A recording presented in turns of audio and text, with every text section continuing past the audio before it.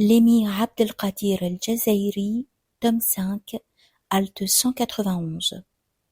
Il n'y a pas de chose qui soit son égale. Le Très-Haut a dit, il n'y a pas de chose qui soit son égale. Sourate 42, verset 11.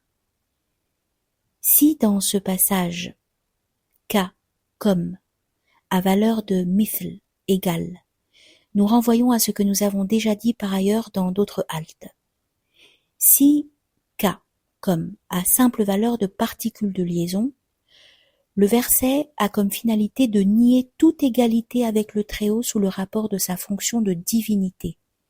Le pronom possessif son, de son égal, renvoyant au nom Allah cité dans le verset précédent.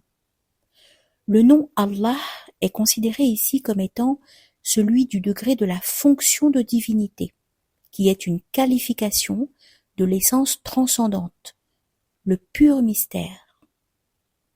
Dès lors, la négation de l'égalité s'applique uniquement au degré de la fonction divine qui n'a pas d'égal, car pas de divinité sauf Allah.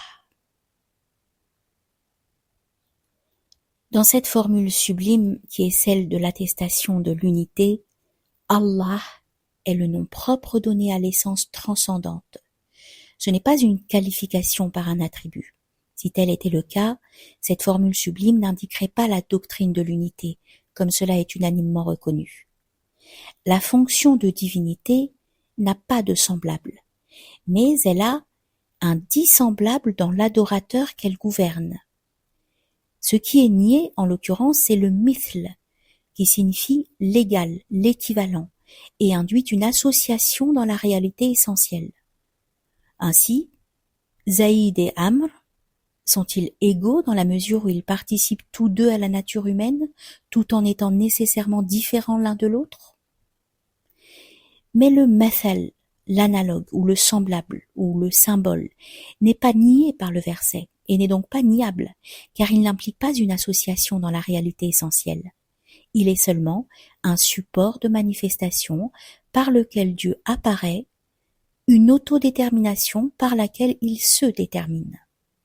C'est pourquoi un enseignement traditionnel dit « En vérité, Allah a créé Adam selon sa forme » ou « selon la forme du tout miséricordieux » d'après une version qu'Ibn al-Najjar tenait pour authentique. Dans cette dernière version authentifiée par Ibn al-Najjar, Adam est une autodétermination du tout miséricordieux. Le tout miséricordieux est une autodétermination d'Allah, et Allah est une autodétermination du soi inconditionné.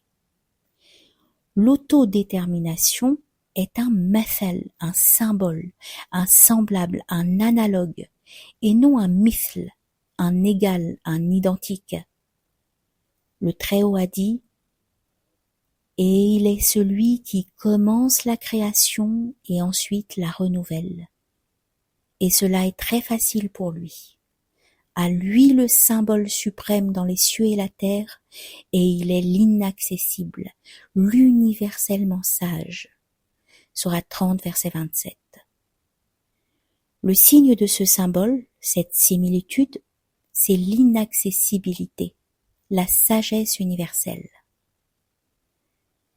L'essence, quant à elle, n'a ni égal ni contraire, car elle n'est pas duelle, et il n'y a pour elle ni égal ni opposé, mais elle est la source des égaux, des contraires, des antagonistes, des opposés.